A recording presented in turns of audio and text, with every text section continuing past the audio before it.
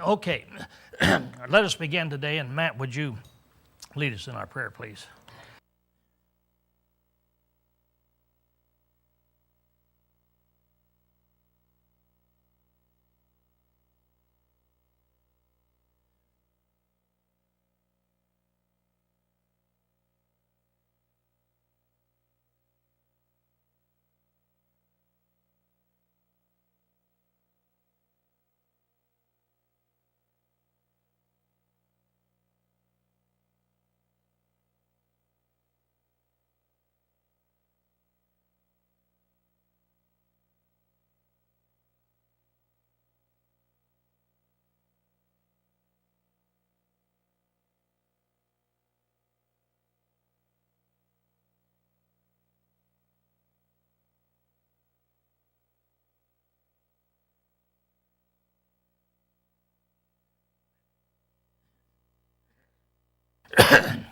Okay, today we began in the book of Proverbs. Now, as we start this book, of course, it is a book that's filled full of wisdom, so that every verse we could stop and we could talk about. And it's a matter of how long do you want to spend on a book in reality. Most of the time, we spend a rather short period of time in the book of Proverbs, give everybody an understanding of what it is all about. In this class, I'm not sure what I'm going to do. Normally, in the first 9 chapters, I cover that in about 1 week. And I talk about it, about here's what you find and here's what it is, and so go home and read it. And then from chapter 10 on, why we have 100, 200, 300, I don't know how many Proverbs that we have, and spend a little bit more time there. This time, I'm going to spend more time on the first 9 chapters and want to see what he has here as he's introducing the book of Proverbs, and then we'll go from proverb to proverb. But now then, as we start out, again, I'm not going to spend a great deal of time on introduction because Scott has already done that in a Wednesday night class, of which most of you were in there. So I'm not going to be going back and repeating that over and over again. But we just talk about 2 or 3 obvious things, and then this morning we're going to get right into the book itself. Now, when you study the book of Proverbs, it's kind of interesting that most of us know what a proverb is. But when you go to your Bible, the Bible calls different things proverbs. There are sometimes things that we call a parable. Now, the Bible also uses the word parable and says, now here's a parable, and then sometimes it calls it a proverb. Excuse me. So sometimes in here in the book, as we go through, instead of finding just a little short saying, we might find a long story. And this long story may be what we would call a parable, but they call it a proverb. Now, there's no mistake in this other than in this respect. Those of us who live in the Western culture, in America and in the European cultures, we have definitions and thoughts about what a proverb is. A proverb has to be something that's really short. That's the first thing that would hit our mind. It has to be a little saying that catches our attention and must be short. I think all of us would say, well, yeah, that's the good starting point on a proverb. But yet, there are things in here that is rather a long story. And it is a story about a certain thing, and then it's another story thrown in alongside, and it's what we call a proverb. Well, in the times when the Bible writers were writing, in the Eastern culture, they didn't look at it the same way we do. Sometimes they would interchange, and they would call what we would call a proverb a parable, or a parable a proverb. Thank you, Rod. So we need to kind of get used to this and see as we go along in that way. Thank you. Sometimes there are riddles, what we would call a riddle. Now, a riddle is something you have to think about, something you have to work on. You have to try to figure it out, and sometimes they're called proverbs. And then there are the wise sayings. They're the sayings that you read and you say, wow, that is loaded with a lot of wisdom. And then there are the enigmas. Now, an enigma is something that you kind of shrug your shoulders and you say, what does it mean? Here's a story, or here's a saying, and it has a meaning. What is it? And you study, and two people are studying, and they say, well, could it mean this, or could it mean that? And in other words, it's something that is just doesn't catch your attention right off the bat, and you really have to think about it. It's kind of a hidden thing, kind of a hidden story, and it's what's called an enigma. Well, in all these things, so I'd merely put this up here for one reason, and that is, as we start our introduction here today and start the book, don't look for a proverb to be exactly the same all the time. We're going to find different kind of proverbs, different kind of sayings as we go through. Now, it's all written in poetry. The book of Proverbs is a book of poems. But again, we come into a situation where here in the Western culture, in America and Europe, we think of poetry as something that has rhyme to it. Mary had a little lamb, and it has to end up here with some kind of a rhyme. Well, not so in the Hebrew culture. They didn't know of such a thing as a rhyme. I mean, they didn't even have poetry that ended up in a rhyme like you and I have today. They had poetry that kind of went in a rhythm. You think about their poetry as in a rhythm, and the rhythms matched. Now, here's the interesting thing. About the only way I know to explain it would be this. Here, let's take up there where I've got the X's. Now, there's a statement. I don't care what the statement is, but let's say there's a statement. We'll denominate it that way. Then the next line, and we put Y's up there, and that is exactly the opposite of the X's. Now, lots of proverbs are like this, and we need to look for this. That you'll find a statement going along. The next statement will be exactly the opposite of that. And we need to understand that in order to understand some of the proverbs as we get in there. On the other hand, an interesting thing is that you can have the X's go across there, and then at the very next line, you have the same thing stated in a different way. Not the same words, but you'll read a sentence, then the next sentence you read, and you'll say, well, what's the difference in this one and this one? Nothing. They are exactly, the meaning is exactly the same, but the wording is different. And then I've got down there then that you can have another one down there. I should have put a line in there of where you have then, well, no. In other words, you can have it that goes like this. In other words, X, then another statement meaning same thing. Then you have another statement meaning just the opposite, and then another statement meaning just the opposite. In other words, your proverb starts growing. And as it grows, it's not just a simple thing. That's all I'm trying to get at now. It's not just, a proverb is not just a brr.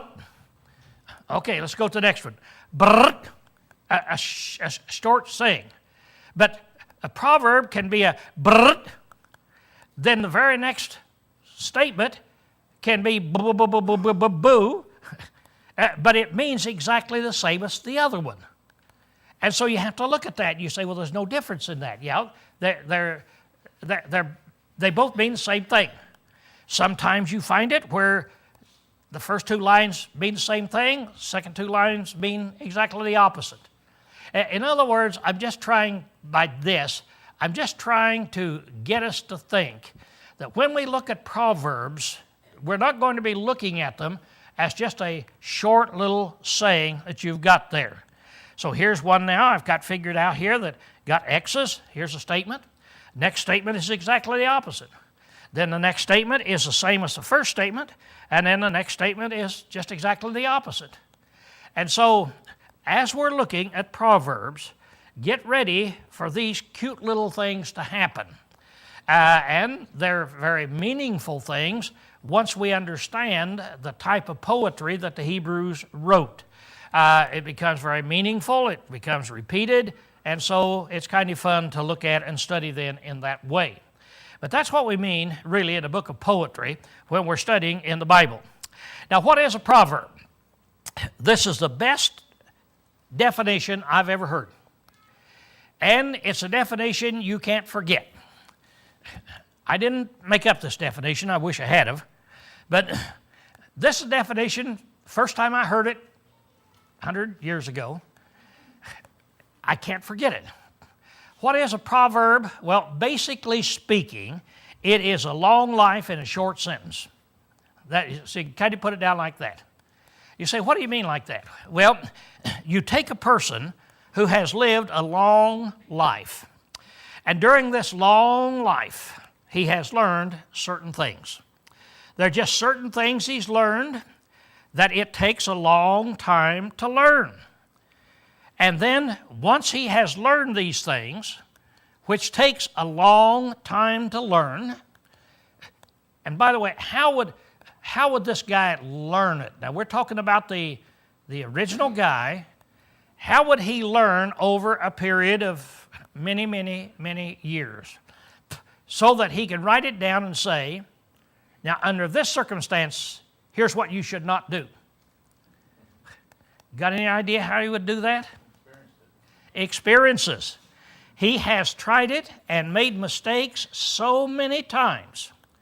He has done what it looks like you should do. Then he tried it again, and then he tried it again, and every time he tried this thing that looked like that'd be the thing to do, but every time he tried it, it got him in trouble. And finally, after a long life, he then sits down and he writes down this experience. Now, what would be the difference in a person who has lived a long life?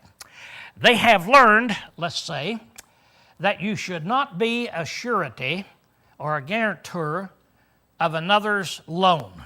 And we'll hit that, and most of us know about this. In other words, when somebody comes to you and says, hey, would you come down to the bank and sign for me? I'm good. I need to borrow $10,000, but they want a co-signer. Well, here's this person, and you know them real well. You know that they've always been honest, members of the church, and they're just really a good person. But here's a proverb that says, don't do that. Don't do that. Now, this guy, he has lived a long life, and he's done this 4, 5, 6, 7, 8 times, and each time he ends up getting hurt. So he says, now, I have 2 options, because I want to teach you not to do this. So let's take me. Let's suppose that I've learned that, and by the way, I have. And so I say, okay, next week, I'm going to teach a whole class on that. In fact, I'll write it out for you, and it'll be about 24 pages long. So here it is. Here are my experiences. You take home that 24 pages. Be honest, what are you going to do with it? Go ahead, Linda. You're going to put it up and say, well, I'll read that at a more convenient time. Or I will throw it away now. It's not going to be of interest to you. But suppose that I could put that in 12 words. Now, would you read it? Yeah. Then you're going to read it. You're going to look at it. And you're going to say, what was it Lowell saying? Oh, wow. Okay. And in other words, this is where 12 words will make a gigantic impact where 1,200 words will not even be read. That's what a proverb is. A proverb is where Solomon, especially, and a few others, have taken things they've learned in their long, long life, and instead of writing long dissertation, they put it down in one line. And then maybe in the next line, they put another one, means the same thing as that one, which just doubles the impact. That's what a proverb is. So you look at it and you say, that doesn't look right to me. And you're going to look at a lot of proverbs, and you're going to say, I wonder why. I wonder why. In other words, let's just take this one so we don't get complicated.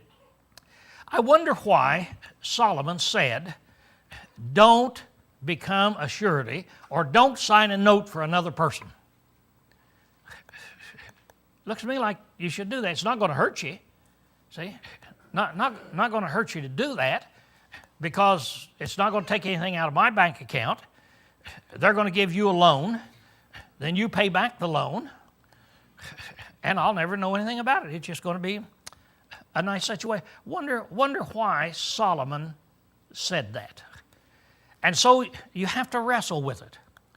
And a lot of times you can't come to a conclusion, maybe until 20 years later. And 20 years later, it pops in your mind, oh, wow, I see now why he said that. And generally, here's what happens. When Solomon says something, and you look at it and you say, I wonder why. I wonder why. That just doesn't look right. It doesn't look right. So 5 years later, you give it a try.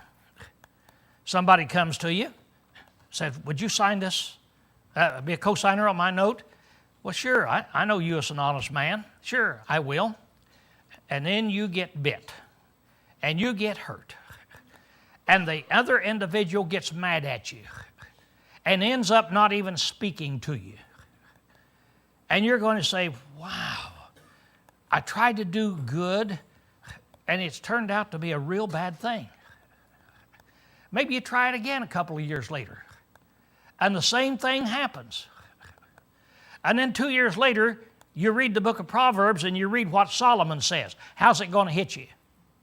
See? Wow, now I see what he said. Wow. Well, here now is a good lesson. As we're trying to glean wisdom and find out what to do, this is a book of wisdom. As we're trying to find out what to do, there's only two ways to get wisdom. You can get wisdom in one of two ways. Number one, all you have to do is just live. Just live. How many of you have ever made a mistake and you wish that you hadn't have done something? See? Well, that gave you wisdom, didn't it? See? So you got a little wisdom, and you say, okay, I shouldn't have done it that way. I should have done it this way. Now you're gleaning wisdom as you go through life. So all you got to do is just live a long life. You live a long life, you can end up with a head full of wisdom about what to do and what not to do. Now there's only one problem with going about it that way. What happens to you all during your life as you're gleaning this wisdom? How many mistakes are you making and how many problems are you having? You're having a life full of problems. But if you start out, now just stop to think. I don't suppose this has ever happened, but let's assume that you could find a 20-year-old boy. And he says, now, I'm going to study the Bible. I'm going to study the book of Proverbs. And I'm going to take the advice of whatever they say. I'm going to take the advice of older people who have experienced life. I'll go to my dad when I get ready to do something and say, Dad, and whatever he tells me, that's what I'm going to do.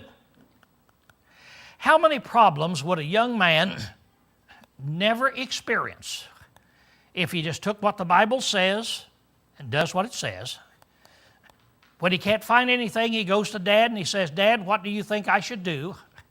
and he does what Dad says and does what Mom says, how many problems would he never experience?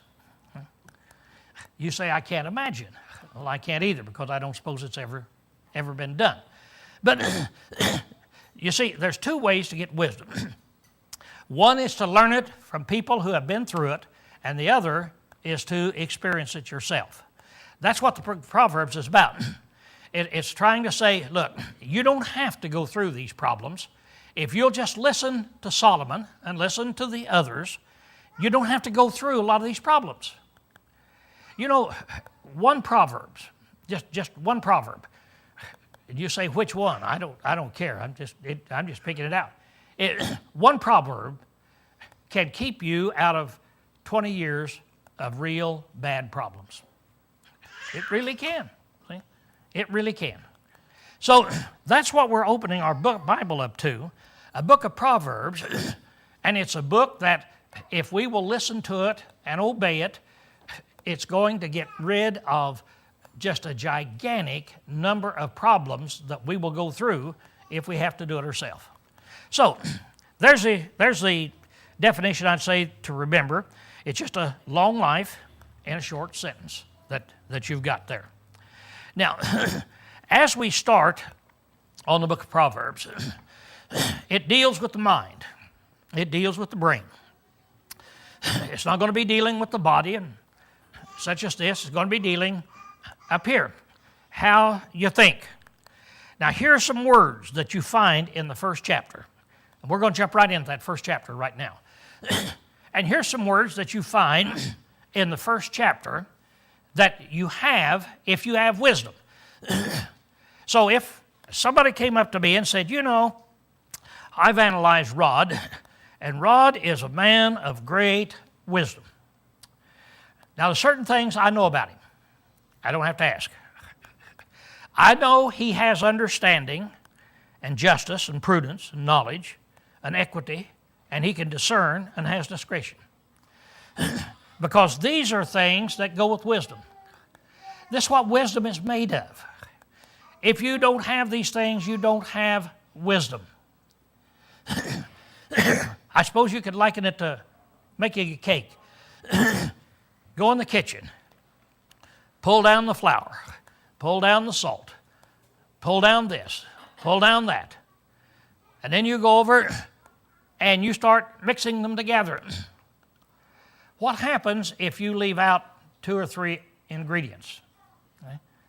You may have them there on the counter, but you leave them out. Then you end up and your cake falls flat. And you say, well, what happened? Well, you really don't have a cake. That's what happened. When you have a cake, I know that you have mixed certain things. You have mixed your baking sodas and your salts and your water and your milk and your eggs. And I know these things have been mixed together. That's what makes a cake. Now, what makes wisdom? Well, these things that are out here really is what's going to make wisdom. Now, he's going to start out to telling us that this book is for the purpose of getting this wisdom. That's the thing that he's going to say. So start. The Proverbs of Solomon, the son of David, king of Israel, to know wisdom. Stop. Now, this is what the book is about. To know wisdom. Let's look at wisdom for just a minute. What's the definition of wisdom? Well, wisdom is the ability to perceive the long-term effects of our choices. That's a good definition. Another definition that says the same thing would be this. It's the ability to see the end from the beginning. Someone might say, well, it seems to me like it's the proper use of knowledge. Yep. Yep. You can't have wisdom without knowledge. Now, you can have knowledge without wisdom. Lots of people have lots of knowledge, but no wisdom, because they don't have these other things. So if you have wisdom, if you say, let's go talk to this individual because that individual's wise and I'm wondering what to do. Should I buy this? Should I buy a house right now? Should I spend $300,000? Should I move to New York? Should I get married? Should I? Now, there's lots of things that when you make a decision and you do it, it's going to affect you for the rest of your life. So, you need to be able to look down at the end. You need to be able to look and see, right now, here's this salesman saying, all you have to do is just sign your name and we'll take care of the rest. It'll all be over today. You can go home today and you can own that new Mercedes that's out there that you want.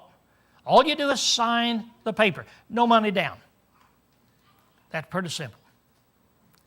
Now, you sign the paper.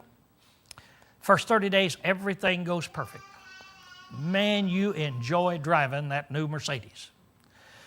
And then your first payment comes at $654. And you don't have it. And you have to cut out a whole lot of things.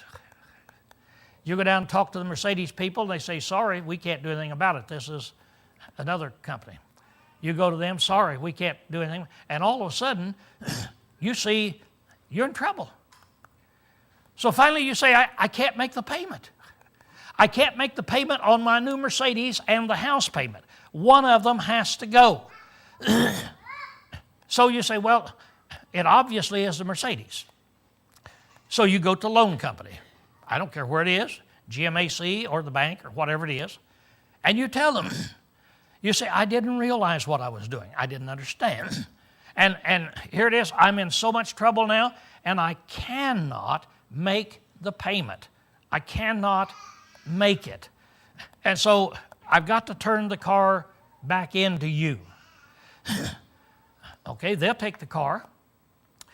Now you paid $62,000 for the car. And they say, okay, we'll take the car. And now then, you owe us, and they figure it out, you owe us $15,000. And you're going to be making these payments, and now you're going to pay $15,000 for nothing, absolutely nothing. But now you don't have to sell your house, you got to sell your wife or your kids. It's just, you can't get along with, can't feed them. And you're in trouble. Now, what does wisdom do? Wisdom is the ability, as you're sitting there, to see the end from the beginning. When you're making a decision on whatever it is, it's going to be a lifelong decision. Now, some decisions are not lifelong. Whether you buy a Snicker bar or something else, that's not going to affect you for your whole life. But there are lots of lifelong decisions you make in here. So what is it? Well, it's the ability to see the end. How will this come out? What will be the end result of this? How will it come out in 10 years or 15 years? The ability to look down and see how it will come out and be able to do it right now. That's wisdom. So wisdom is a big thing. It's a tremendously big thing. He said to know wisdom and instruction. Instruction is an interesting word because in the Hebrew language, it means the practical side of understanding life or chastisement. It's the same word we would use for chastisement. The interesting thing about this word is the Greek word for this word, understanding, is the same word that is used for developing and educating children. Now, Scott's got that little Gus back there. So far, have you ever noticed he's a perfect kid? I've been trying to say, I hope he wakes up at night and cries, and he does all of this, and he does all of that, and all this, you see, that is there. But now then, what's going to happen in the next 18 years with Scott and Gus, as you look at it? In other words, can he discipline that child, and tell him when he gets to be 6 years old, set him down, Gus, now here's the way things are going to be, buddy. And Gus will say, okay, Dad, I understand that. And from then on, there are no problems in that family. No, this is the word that means raising a child, disciplining the child, doing what needs to be done to the child when he's 6, doing what needs to be done to the child when he's 8, doing what needs to be done to the child when he's 18. In other words, it's instructing, it's growing the child so that when the child reaches manhood, the child is fully developed physically and mentally. That's the idea that this word has. So it's a big word. Now, how in the world are we going to be able to take Gus and give him wisdom and give him instruction, or how are we going to be able to give him, how in the world do you put it? Everything that a child needs for the first 21 years of their life? How long is that going to take? Now, there's a question you can answer, so don't hesitate. Kyle, how long does it take to teach a child how to behave during the first 21 years of their life? Come on, quick. 21. That's right. It's going to take 21. Well, here's what the book of Proverbs says. We're going to study this book because that will help cut through. See, that's going to help cut through. It's going to help give him wisdom and instruction. So if Gus will listen, if he will just listen to what the book of Proverbs will say, he's going to be able to get all of that instruction much, much faster. It's an interesting thing to look at what Solomon says. Solomon says that's our purpose. That's the purpose of this particular book. Well, we'll look at the other things starting next week. In fact, next week, Jim Putterball is supposed to be here to speak to us next Sunday morning. But the following Sunday morning, we'll pick it up here in chapter 1 and see what he tells us about this book of wisdom, the book of Proverbs. Class dismissed.